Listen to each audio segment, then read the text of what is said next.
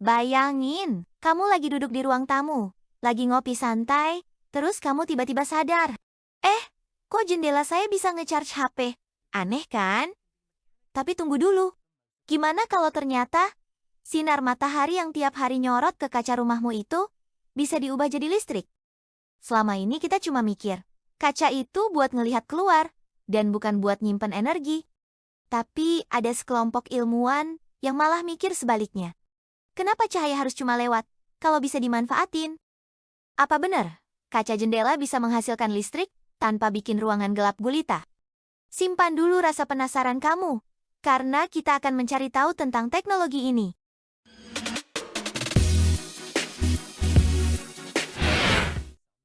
Setiap 1 jam, matahari ngirim energi ke bumi, dan energinya sebesar lebih dari yang kita butuhin selama setahun penuh. Masalahnya, manusia cuma bisa nangkep secuil dari energi itu. Panel surya konvensional udah bagus, tapi ya, jujur aja, bentuknya kurang estetik buat rumah dan apartemen modern. Siapa juga yang mau pasang atap panel besar-besar di balkon apartemen yang sempit? Makanya, para ilmuwan mulai mikir, gimana caranya panel surya bisa nyamar jadi bagian dari bangunan. Kayak kaca jendela misalnya.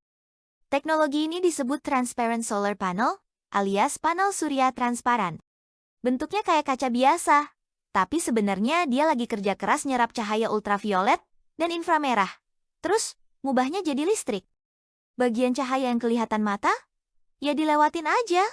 Makanya tetap transparan. Keren kan? Tapi kalau transparan, berarti dayanya kecil dong. Gimana efisiensinya dibanding panel biasa? Oke, sekarang kita bongkar sihirnya.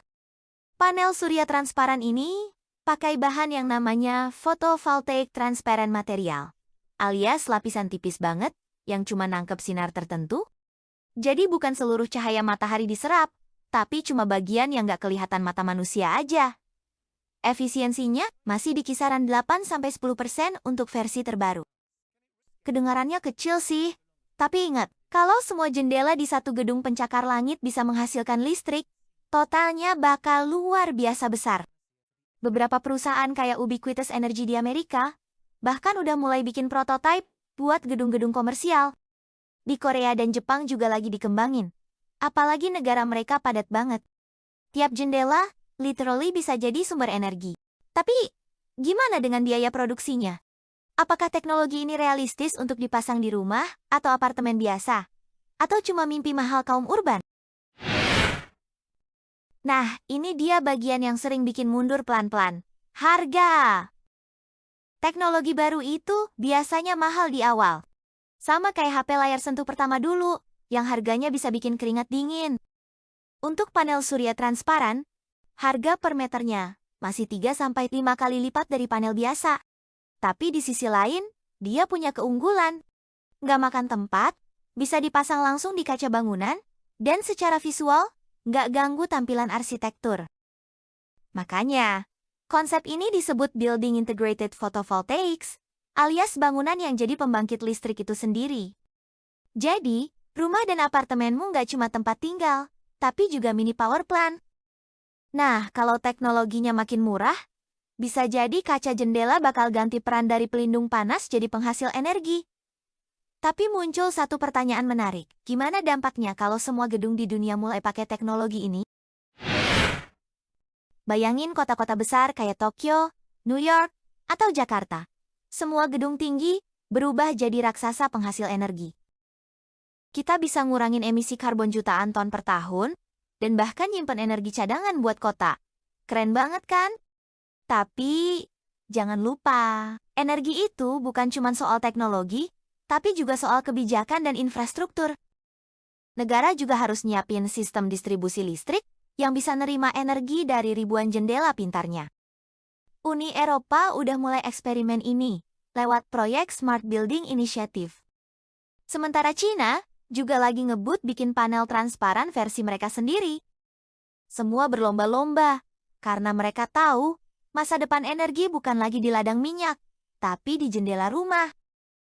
Tapi tunggu, kalau semua negara berlomba, gimana dengan kita? Apakah Indonesia bisa ikut main di level ini? Indonesia punya lebih dari 250 hari matahari bersinar tiap tahun. Artinya, kita duduk di atas tambang energi gratis. Tapi sayangnya, pemanfaatan panel surya di sini masih di bawah 1% dari potensi nasional. Bayangin aja, gedung perkantoran di Jakarta, hotel di Bali, atau kampus di Bandung mulai pakai kaca surya transparan ini.